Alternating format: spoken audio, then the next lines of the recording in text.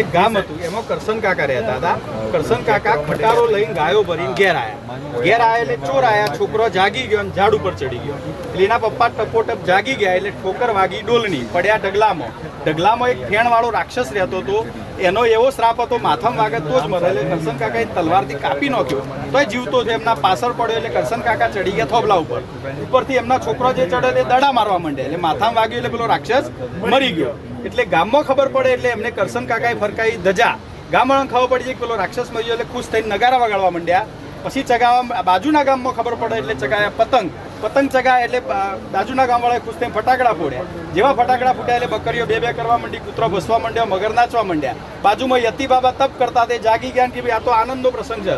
રથ લઈને ગામમાં આવ્યા કે ભાઈ હવે લાડવા બનાવે. એટલે વરસાદ પડ્યો, ગામના લોકો શરણાઈ વગાડવા માંડ્યા.